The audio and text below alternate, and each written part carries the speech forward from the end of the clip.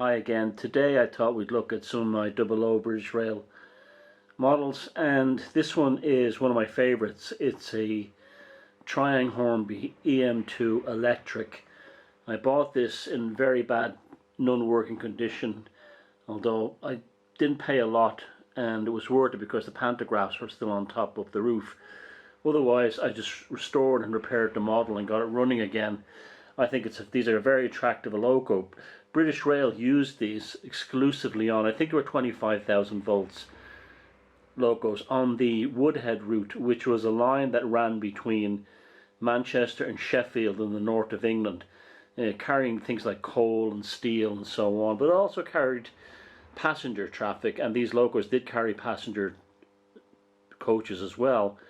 And this must have been some model back in the day when it came out. Even by modern standards, it's still pretty good. It's nicely detailed.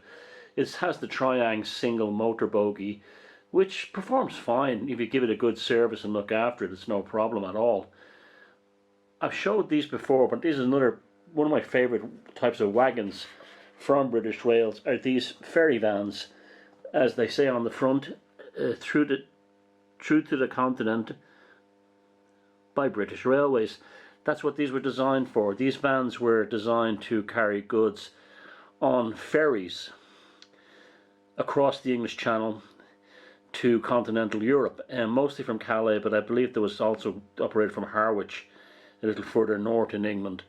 These are some of the most attractive models that Hornby-Triang have ever produced, I think. They have a pivoted wheel construction to allow them to get around tight corners, very similar to how the Märklin wagons work, and I'm told that these are not a bad representation of the prototype. And I know Rapido recently bought out their own version of these, which are really superb, but they're really expensive too. But there's something very satisfying and attractive about these, and I remember seeing them as a kid visiting my relatives in England. They have sliding doors on them, so there's plenty of opportunity for inserting details in there. They're a little bit top heavy. When one derails, they all go over daisy chains, so they could probably do it some weight on the bottom. And the detail is pretty nice, I can't complain at all.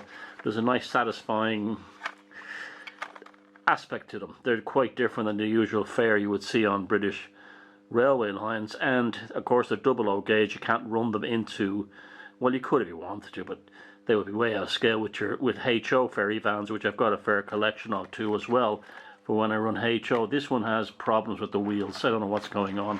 It keeps derailing, so that's in for maintenance. So along with the British Rail types, Triang and Hornby also produced an Interfrigo one, which is I believe a company that transports frozen produce from the south of Europe, from the Mediterranean region up into everywhere in Europe, and they had Ferry Vans as well. This is not an original prototype. This is basically a homage using the Triang Ferry Van. Airfix did make a kit of these that's now in the Daypol range, which is a very accurate 4mm double O gauge version of them. And then there are the Transfesa wagons, which was a Spanish company, and they had wagons running from Spain all over Europe at gauge changing devices, and they also had the ferry versions that ran into Britain across the Channel Tunnel. There's a bit of dirt in there. That's the original instruction leaflet that came with them. So that's what you can see inside there. Look, that's a very nice one too. Again, this is not a prototype one. They just took the Transfesa livery and put it on the British Rail Ferry Van. I think it looks great. Like, detailed the floor on this one on the inside using bush card boarding. I don't know if the inside floor of these were steel or metal. That's just temporary. So these trains would have ran directly onto the ferries, not the locomotives, and then went over to Europe and were then transferred across. And so they weren't the only kind of traffic like this. There was also these containers. I remember even seeing these in Ireland when I was a kid, and they were generally for household van removals. And this is a beautiful model made by Bachmann, I think. I put it on an old, is it a Triang? Yeah, an old Triang wagon that I put better wheels on, and Again, the bush planking on the top to make it look a bit more realistic. And these were containers. This was the forefront of containers that were used on British Railways. And before, I think the Southern Railway was the first one to actually bring out ferry vans that could go directly into Europe. And there was thousands of these that were capable of going between UK and in Europe. They were built to British loading gauge. Even the foreign ones, like the French ones and the Italian ones and the even Bulgarian I've even seen, were on them.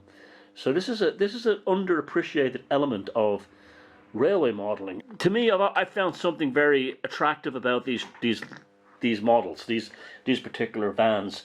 So let's take them for a spin around the layout and watch them go.